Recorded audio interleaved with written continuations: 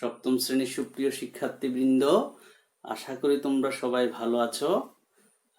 এর আগের ক্লাসে আমি তোমাদেরকে দুটি ত্রিভুজ যে যে শর্তে সর্বসম হতে পারে সেগুলো নিয়ে আলোচনা করেছিলাম। আজকে দুইটা ত্রিভুজ যে যে শর্তে সদৃশ হতে পারে সেই বিষয়গুলো নিয়ে, সেই শর্তগুলো নিয়ে আলোচনা করব। তোমরা মনোযোগী হয়ে খেয়াল করবে। শুরু করতে যাচ্ছি। দেখো, এখানে এই যে দুইটা ত্রিভুজ দেখতে পাচ্ছ, এই দুইটা ত্রিভুজ একই আকৃতি এবং একই আকারের। তাহলে এই দুইটা ত্রিভুজকে কিন্তু আমরা সর্বসম বলতে পারবো এবং একই সাথে এই দুইটা ত্রিভুজকে সদৃশ বলতে পারবো। কিন্তু দেখো, এই যে দুইটা ত্রিভুজ, এই দুইটা ত্রিভুজের আকৃতি একই হলেও এরা কিন্তু একই আকারের নয়, একটা ছোট একটা বড়। এই দুইটা ত্রিভুজকে আমরা সদৃশ বলতে পারলেও সর্বসম বলতে পারবো না। আসলে সদৃশ চিত্রের, দুইটা সদৃশ চিত্রের যদি আকার সমান হয়ে যায় তখন এদেরকে আমরা সর্বসম চিত্র বলতে পারি। তো প্রথমে আমরা আসি, এই দুইটা ত্রিভুজ সর্বসম। কেন সর্বসম? আমরা যদি দুইটা ত্রিভুজের একটির শীর্ষবিন্দুগুলোকে অপরটির শীর্ষবিন্দুগুলোর সাথে এমন ভাবে মিল করতে পারি, যদি এদের অনুরূপ বাহুগুলো সমান হয়ে যায় এবং অনুরূপ কোণগুলো সমান হয়ে যায়, তখন এদেরকে সর্বসম বলতে পারবো। বিষয়টা একটু লিখে রাখি। দুটি ত্রিভুজ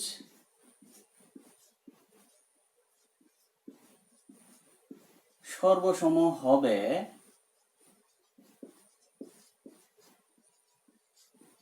যদি ও কেবল যদি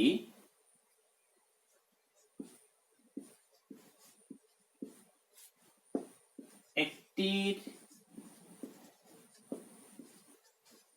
শীর্ষবিন্দুগুলোকে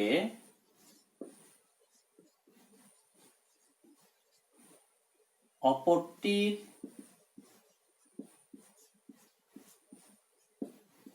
শীর্ষবিন্দুগুলোর সাথে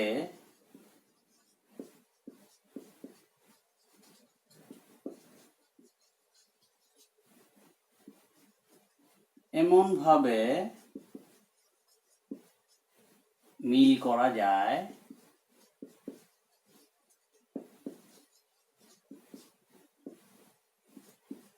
যেন এদের অনুরূপ কোণগুলো সমান হয়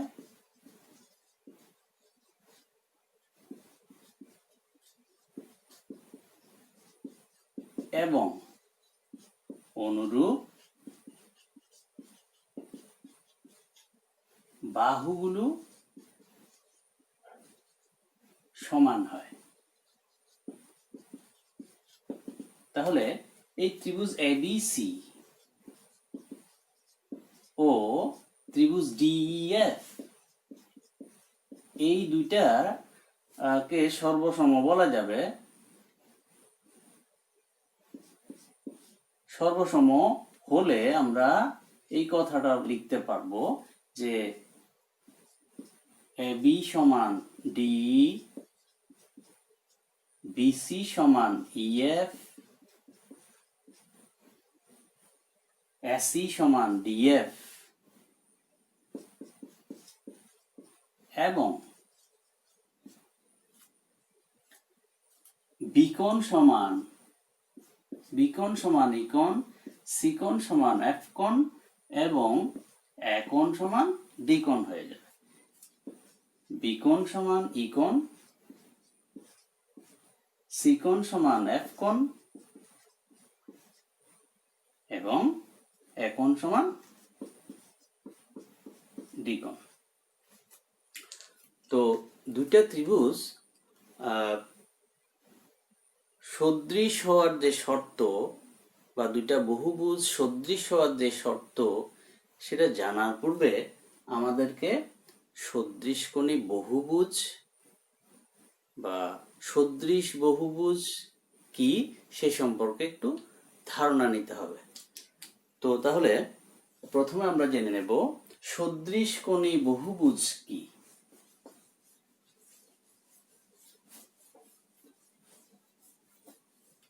সদৃশকোণী বহুভুজ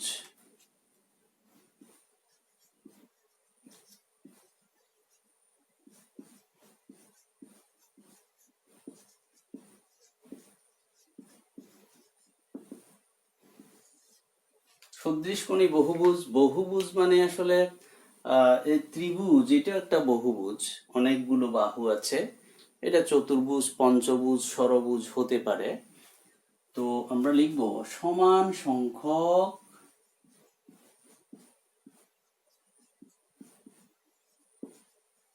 বাহু বিশিষ্ট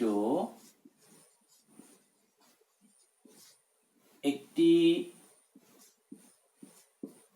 বহুভুজের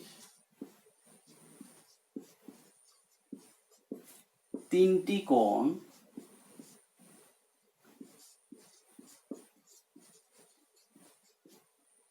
কোন ক্রমে অপরটির তিনটি কোণের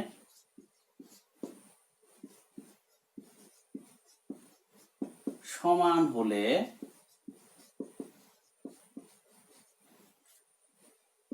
বহুভুজ দুটিকে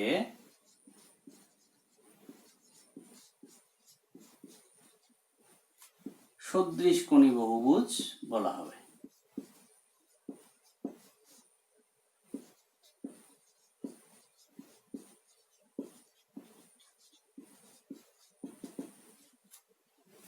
এখানে যদি আমরা এই দুইটা ত্রিভুজের কথা বলি, এখানে আসলে আমি এইটাও একটা সমবাহু ত্রিভুজ এঁকেছি, এইটাও একটা সমবাহু ত্রিভুজ এঁকেছি। তাহলে আমরা জানি সমবাহু ত্রিভুজের প্রত্যেকটা কোণ 60 ডিগ্রি হয়। তাহলে এই কোণ 60 ডিগ্রি, এই কোণও 60 ডিগ্রি, এই কোণও 60 ডিগ্রি, এগুলো প্রত্যেকটা কোণ 60 ডিগ্রি সমবাহু ত্রিভুজ যেহেতু।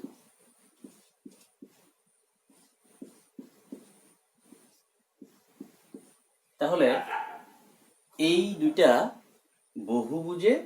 বহুভুজকে আমরা সদৃশকোণী বলতে পারি। একই সাথে আমরা একটা জিনিস খেয়াল করি,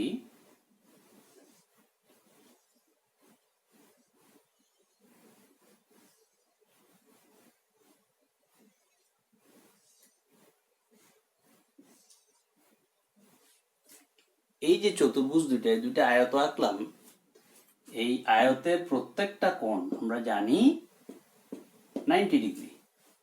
তাহলে এখানে কোণগুলো যেহেতু সমান, প্রত্যেকটা এই চতুর্ভুজটার চারটা কোণের সাথে সমান, তাহলে এই দুইটা বহুভুজকেও আমরা সদৃশকোণী বলতে পারি। এখন আমরা জেনে নেব সদৃশকোণী হলেই দুইটা ত্রিভুজ সদৃশ হতে পারে, তথা দুইটা ত্রিভুজ সদৃশকোণী হলে তাদের অনুরূপ বাহুগুলোর অনুপাত সমান হয়। এখন অনুরূপ বাহু বলতে আমরা কি বুঝি? আসলে দুইটা ত্রিভুজের সমান সমান কোণ যুগলের বিপরীত বাহুদ্বয়কে পরস্পর অনুরূপ বাহু বলা হয়। বিষয়টা আমরা একটু লিখে রাখি।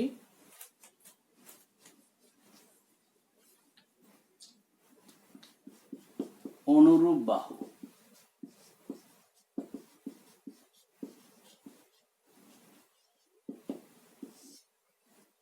দুটি ত্রিভুজের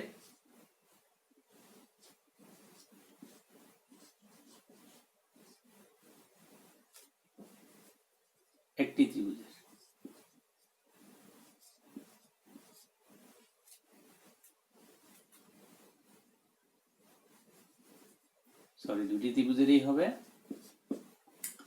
দুটি ত্রিভুজের সমান সমান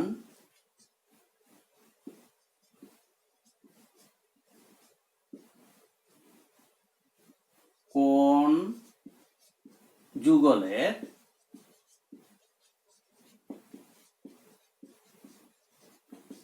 বিপরীত বাহুদ্বয়কে পরস্পর অনুরূপ বলা হয়। আমরা এখান থেকে একটু অনুরূপ বাহু চিনে নেই। এখানে যদি এই দুইটা ত্রিভুজের ক্ষেত্রে ত্রিভুজ পি কিউ আর ও ত্রিভুজ এম এন ও এ খেয়াল করি, যেহেতু কিউ কোণ সমান এন কোণ, তাহলে কিউ কোণের বিপরীত বাহু হচ্ছে এখানে পি আর, আর এন কোণের বিপরীত বাহু হচ্ছে এমও। এই দুইটা হচ্ছে পরস্পর অনুরূপ বাহু। এখানে কিউ কোণের বিপরীত বাহু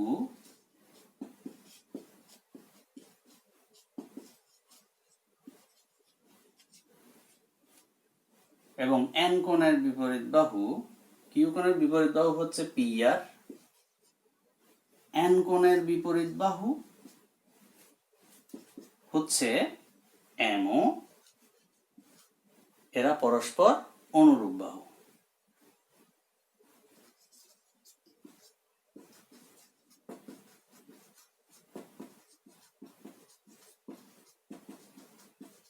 একইভাবে আমরা বলতে পারি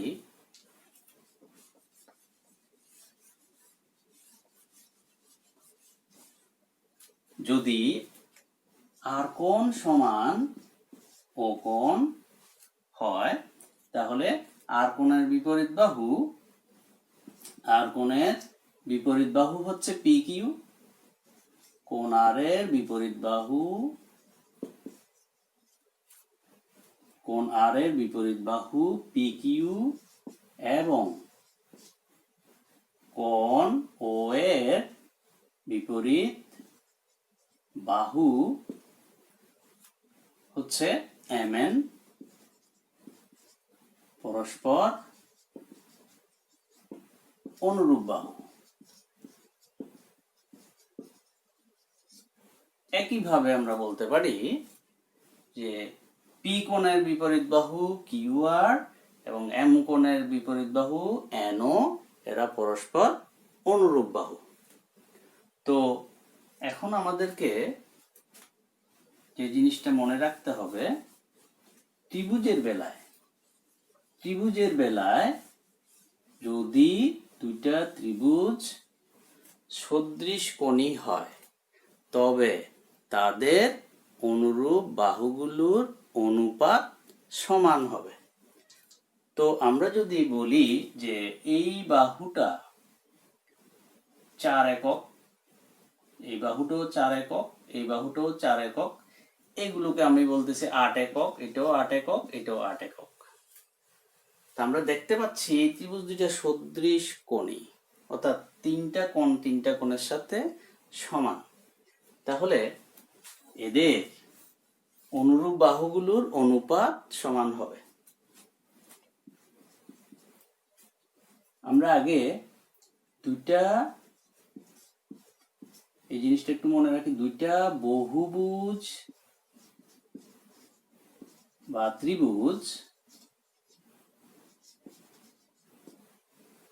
সদৃশ হলে 1 নাম্বার পয়েন্ট হচ্ছে অনুরূপ কোণগুলো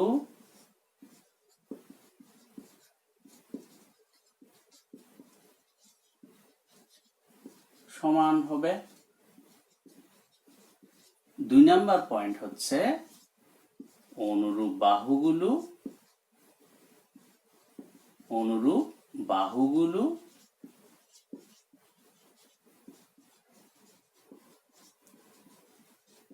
সমানুপাতিক হবে। এখন যদি আমরা এই ত্রিভুজ দুইটার কথা বলি, ত্রিভুজ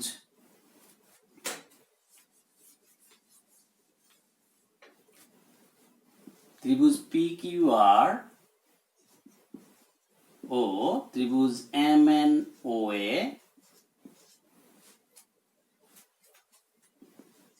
এখানে আমরা দেখতে পাচ্ছি কিউ কোণ সমান এন কোণ, আর কোণ সমান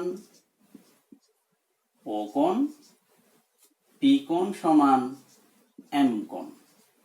তাহলে ত্রিভুজ দুইটা সদৃশ কোণী। সুতরাং ত্রিভুজ PQR ও ত্রিভুজ MNO সদৃশ কোণী। যদি দুইটা ত্রিভুজ সদৃশ কোণী হয়, অবশ্যই তাদের অনুরূপ বাহুগুলোর অনুপাত সমান হয়ে যাবে। দ্যাট মিন্স আমরা যদি এটা লিখি, এই কথাটা সত্য হবে। PQ এবং MN এর অনুপাত,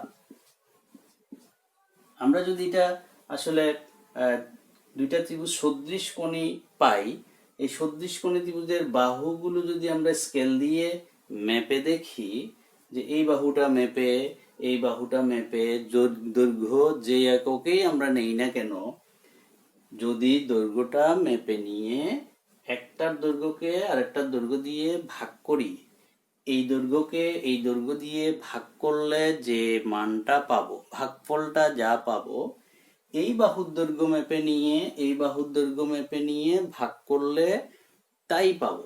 আবার এই বাহুর দৈর্ঘ্যকে মেপে নিয়ে এই বাহুর দৈর্ঘ্যকে মেপে নিয়ে ভাগ করলেও প্রত্যেকটা অনুরূপ বাহু জোড়ার অনুপাত বা ভাগফল একই পাওয়া যাবে। এটা কেবল সদৃশ কোণী ত্রিভুজের বেলায় সত্য। তাহলে এখানে বলতে পারি আমরা, যদি আমরা এই বাহুটাকে মেপে 4 একক পাই এবং এই বাহুটাকে মেপে 8 একক পাই, তাহলে ভাগফলটা কি আসবে? 4/8 মানে হাফ। একইভাবে কিউআর এবং এনও, এই বাহু দুটাকে যদি মেপে নিয়ে আমরা মনে করি এটা 4 একক, এটা যদি 8 একক পাই, তাহলে হবে হাফ।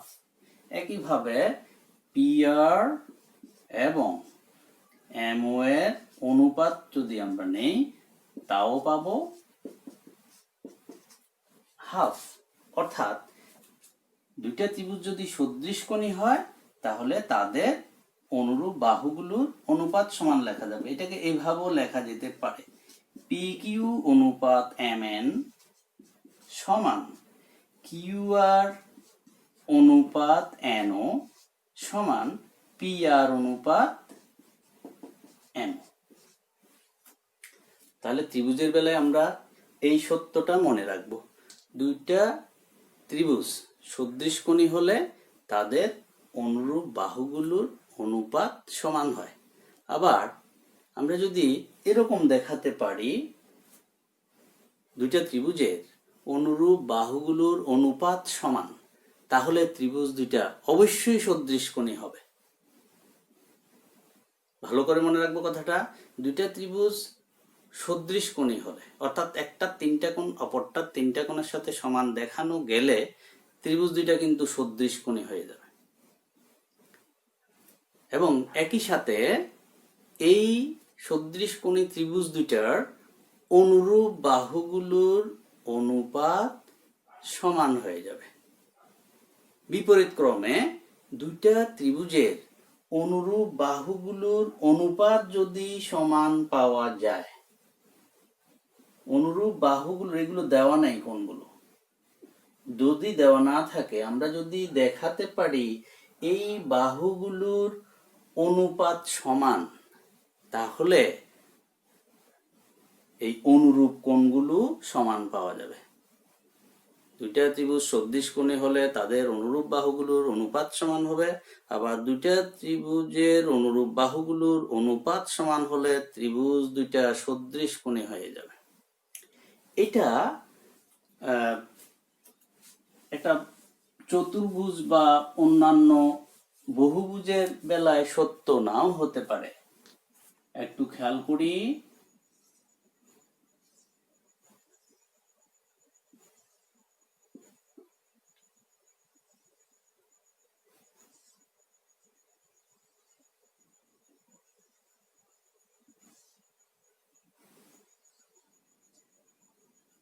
এটা একটা আয়ত, এটা একটা বর্গ। আমি যদি এটাকে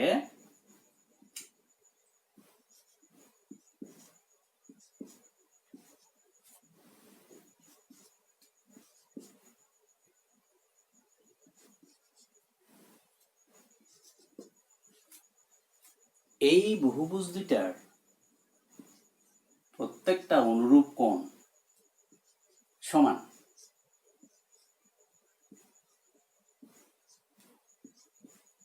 অর্থাৎ এই বহুভুজ দুইটার এম কোণ সমান, আমরা প্রত্যেকটা অনুরূপ কোণ এম কোণ সমান পি কোণ বলতে পারি, এন কোণ সমান কিউ কোণ, এছাড়া টি কোণ সমান আর কোণ, এস কোণ সমান এ কোণ, প্রত্যেকটা 90 ডিগ্রি, এখানে প্রত্যেকটা অনুরূপ কোণ সমান।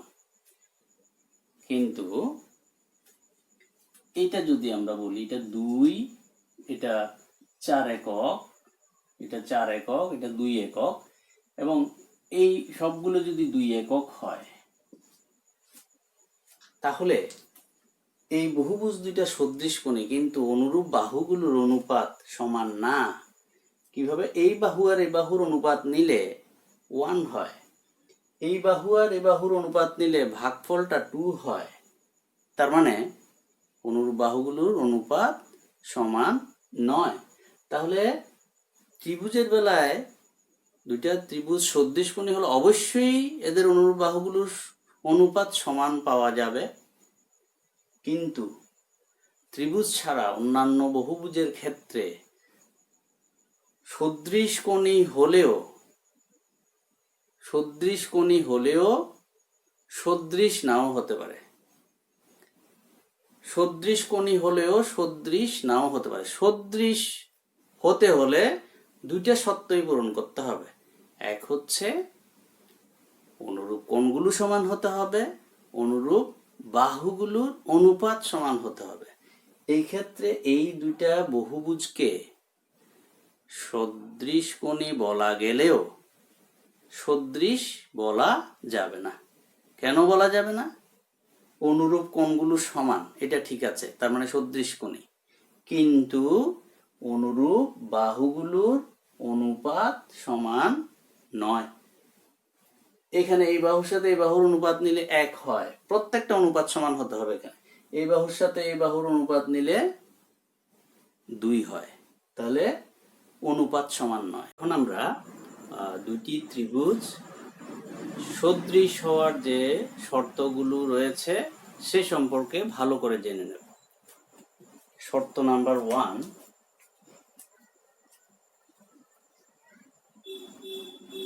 হচ্ছে বাহু বাহু বাহু,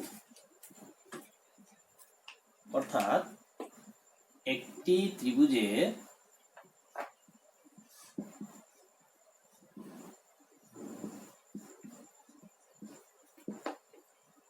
ত্রিভুজের তিন বাহু অপর ত্রিভুজের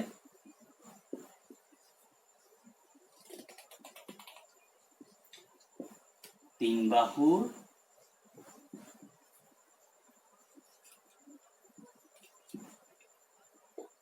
সমানুপাতিক হলে, অর্থাৎ অনুপাত সমান হলে ত্রিভুজ দুটি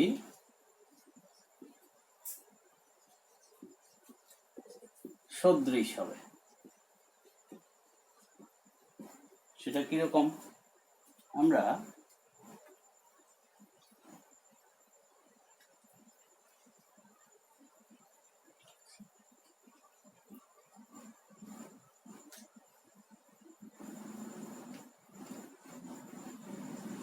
দুইটা ত্রিভুজ নিলাম,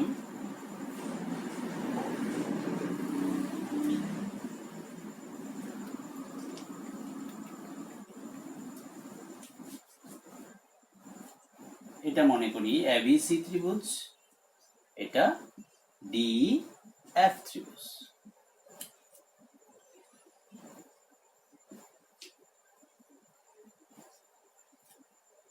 তো এই দুইটা ত্রিভুজের মধ্যে আমরা যদি অনুরূপ বাহুগুলোর অনুপাত নেই, অর্থাৎ এবি এবং ডি বাহুর অনুপাত নিলে পাই হাফ। বিসি এবং ইএফ বাহুর অনুপাত নিলে আমরা পাই তাও হাফ, কিংবা এসি এবং ডিএফ বাহুর অনুপাত নিলে আমরা পাই তাও হাফ। অর্থাৎ এই ত্রিভুজটার তিনটা বাহু এই ত্রিভুজটার তিনটা বাহুর সমানুপাতিক, অর্থাৎ অনুপাতগুলো সমান। তাহলে এই ত্রিভুজ দুইটা সদৃশ বলা যাবে। এবার আমরা শর্ত নাম্বার 2 যাই।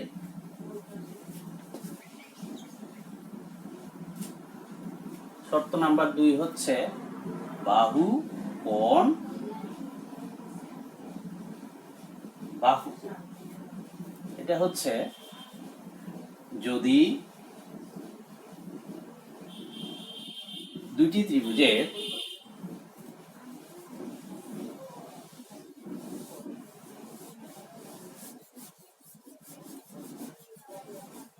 একটি দুই বাহু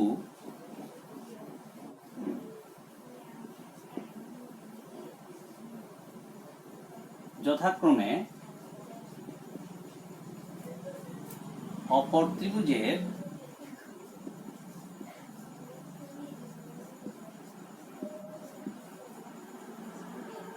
দুই বাহুর সমানুপাতিক হয় এবং বাহু দুটি অন্তর্ভুক্ত কোণদ্বয় সমান হয়,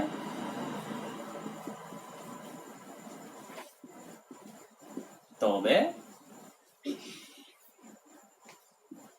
ত্রিভুজদ্বয় সদৃশ হবে। আমরা একটু চিত্র দিয়ে বুঝে নেই।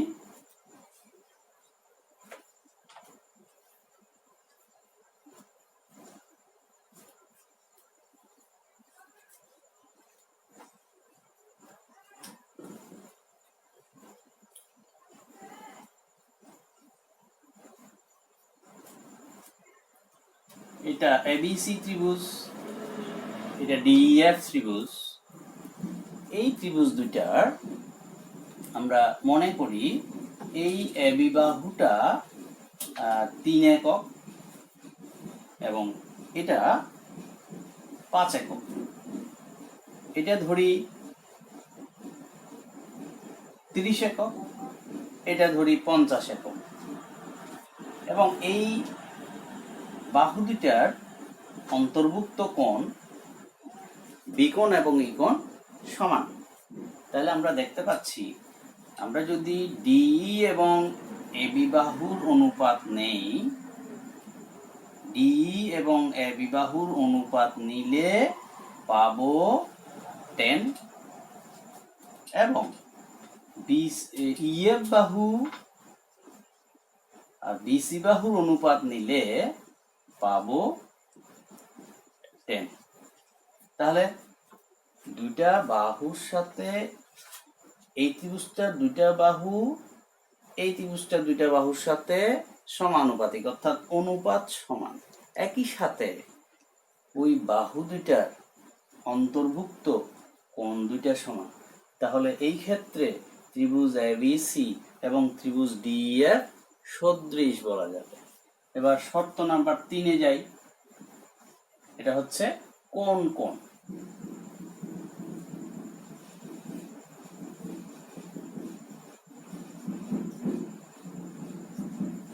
যদি দুটি ত্রিভুজের একটি দুটি কোণ,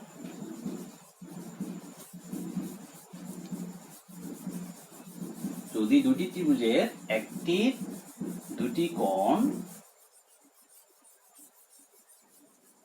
একটি দুটি কোণ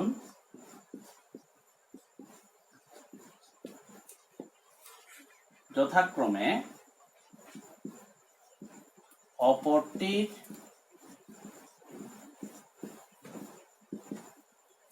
দুটি কোণের সমান হয়, তবে ত্রিভুজ দুটি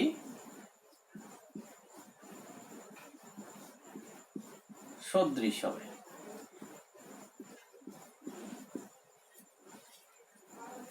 বিষয়টা আমরা যদি এইভাবে চিত্র দিয়ে একটু বুঝে নেই,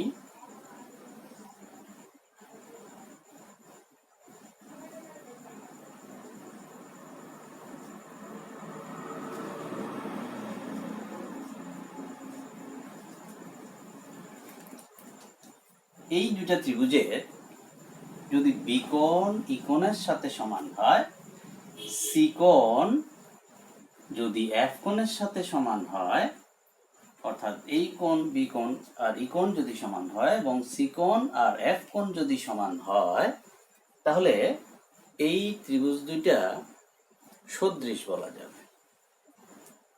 আমরা এখানে আরেকটা জিনিস মনে রাখবো, একটা ত্রিভুজের দুইটা কোণ যদি অপর ত্রিভুজের দুইটা কোণের সাথে সমান হয়, তাহলে এই ত্রিভুজ দুইটার অবশিষ্ট যে কোণ জোড়া থাকে তারাও অটোমেটিক্যালি সমান বলা যাবে, এই কোণ দুটাও সমান বলা যাবে, কারণ ত্রিভুজের তিন কোণের সমষ্টি 180 ডিগ্রি।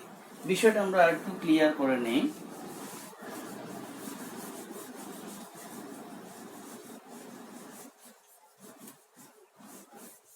এই যে ত্রিভুজ এবিসি, এই ত্রিভুজ এবিসি এর ক্ষেত্রে আমরা লিখতে পারি কোণ এ যোগ কোণ বি যোগ কোণ সি সমান 180 ডিগ্রি, কারণ হচ্ছে ত্রিভুজের তিন কোণের সমষ্টি 180 ডিগ্রি।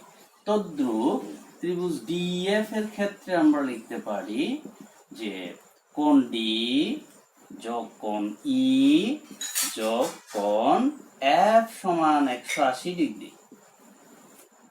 এই ক্ষেত্রে ত্রিভুজের তিন কোণের সমষ্টি যেহেতু 180 ডিগ্রি, তাই লিখলাম।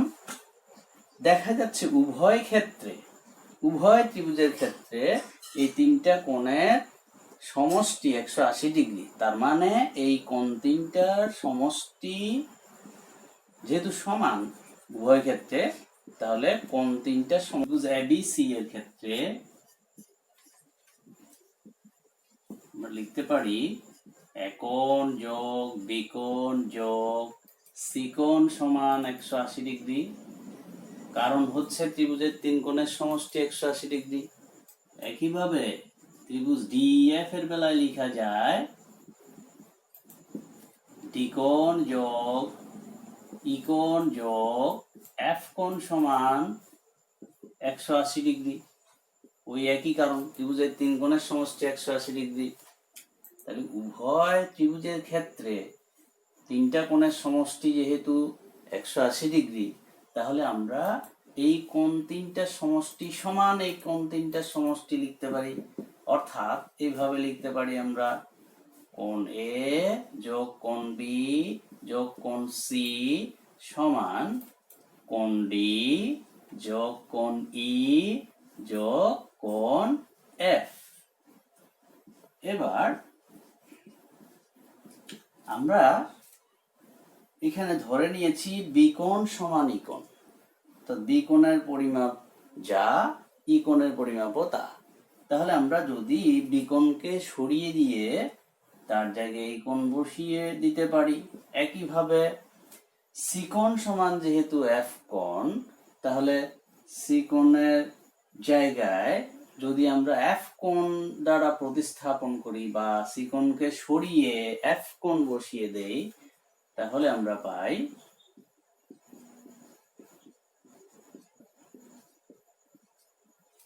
উভয় দিক হতে এই ই কোণ, এফ কোণ বর্জন করা যায়। সুতরাং এ কোণ সমান ডি কোণ।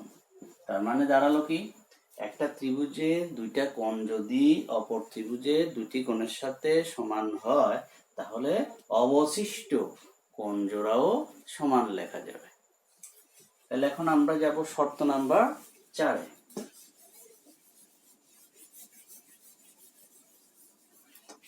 শর্ত 4, এটা হচ্ছে অতিভুজ বাহু।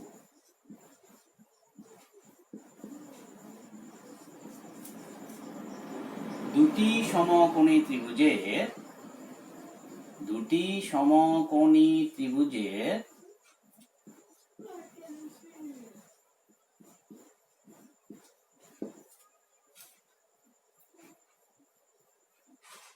একটির অতিভুজ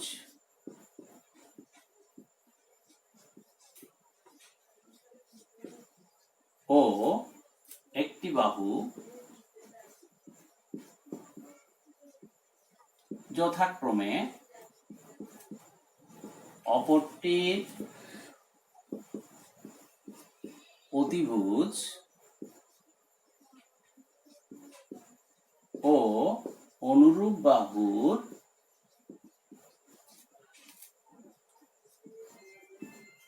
সমানুপাতিক হয় তবে ত্রিভুজ দুটি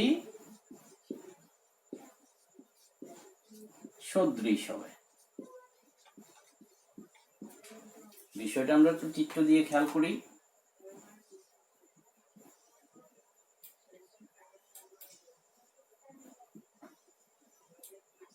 দুইটা সমকোণী ত্রিভুজ নিব,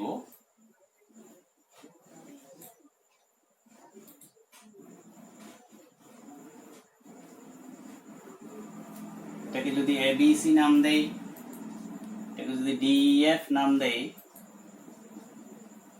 মনে করি এটা এই বিসি বাহুর দৈর্ঘ্যটা 6 একক, এসি বাহুর দৈর্ঘ্যটা 15 একক এবং ডিএফ বাহুর দৈর্ঘ্যটা, এই ত্রিভুজের ক্ষেত্রে ডিএফ বাহুর দৈর্ঘ্যটা যদি আমরা 5 একক ধরি এবং ইএফ বাহুর দৈর্ঘ্যটা এখানে 3 একক ধরি, তাহলে আমরা দেখতে পাই এই ক্ষেত্রে এই সমকোণী ত্রিভুজটার সমকোণের বিপরীত বাহু অর্থাৎ অতিভুজ হচ্ছে এসি।